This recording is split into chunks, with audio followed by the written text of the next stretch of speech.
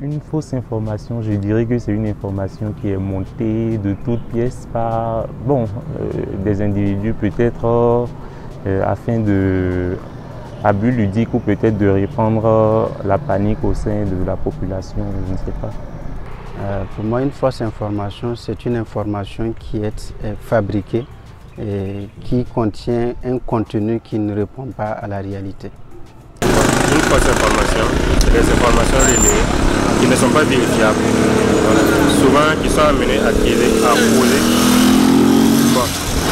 la panique au sein de la population. C'est une information qui n'est pas fondée, n'est pas crédible, n'est pas à prendre au sérieux. Moi, je comprends par fausse information. Une information qui n'est pas... D'abord, pour qu'une information soit réelle, il faut d'abord vérifier la source de cette information. Et puis, la source aussi, si elle est orale, elle n'est pas totalement vraie. Il faut que ce soit... Il y a des preuves de cette information-là.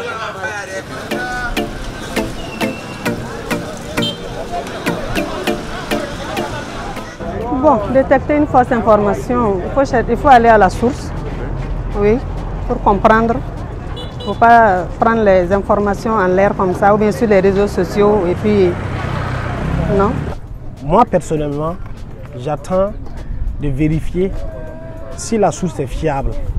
C'est-à-dire vérifier au niveau des radios, des journalistes compétents en la matière, s'il y a d'autres publications sur les réseaux sociaux, pas des plateformes qui sont vraiment fiables et vérifiables, avant de réagir à faire quoi que ce soit. Il faut d'abord trouver la source de l'information et avant de relayer l'information. Voilà.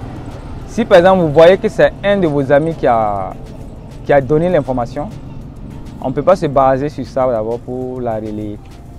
Mais si c'est un média, une structure, voilà, une représentation, on peut se baser maintenant sur ces informations-là et les relayer en tant que des sources officielles.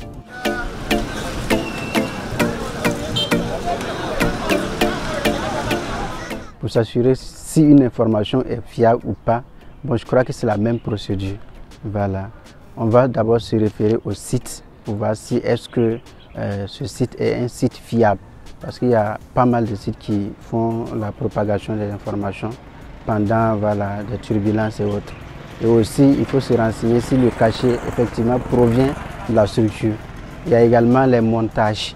Voilà, il faut avoir une certaine connaissance pour essayer de voir est-ce que telle information ça n'a pas été montée. Parce que même le cachet, on peut faire des montages et puis faire croire que l'information est d'une source fiable, pourtant ce n'est pas le cas. Je cherche la source de l'information. Voilà, d'abord si c'est un média officiel, comme Burkina Info, RFI, ces informations sont avérées. Mais si ça concerne que des groupes individus ou bien des pages un peu masquées, ces informations, je ne peux pas les relayer parce que je pense que ce n'est pas avéré.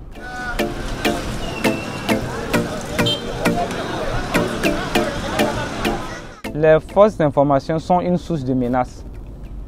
Voilà, si je dis ce sont des sources de menace en réalité, parce que ceux qui donnent des fausses informations ont un but, ont des objectifs. Et vu que notre société est beaucoup plus sur les canaux d'information comme les Facebook, c'est facile de relayer les fausses informations là-bas et des gens vont partager.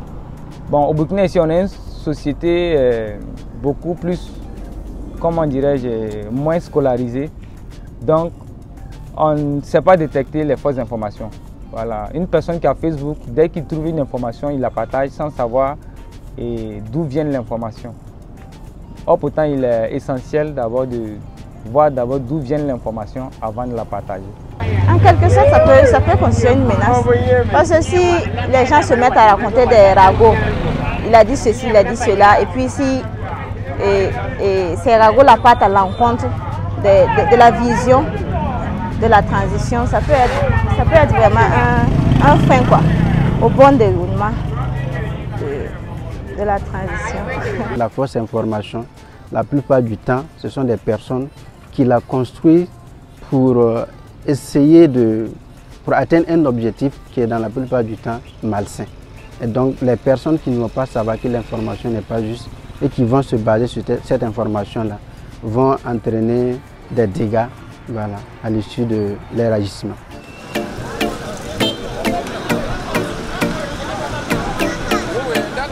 D'abord, il faut conscientiser les gens. Les associations qui sont dans le domaine des médias, voilà, doivent aussi essayer de faire la promotion, voilà, parce que les fausses informations ne vont pas arranger les choses. Les fausses informations feront que d'empirer certaines situations. Pour éviter la propagation de fausses informations, déjà, c'est de s'assurer de la fiabilité de l'information avant de la partager. Voilà, ce n'est pas tout qu'on doit partager. Quand on reçoit une information, on recherche si le site est fiable, si le site de l'information est fiable, si en tout cas on a des données qui nous permettent de montrer la fiabilité ou de faire la traçabilité de l'information, on peut se permettre de publier l'information. Si toutefois cette information a une utilité, voilà, une fin qui sera utile pour la population.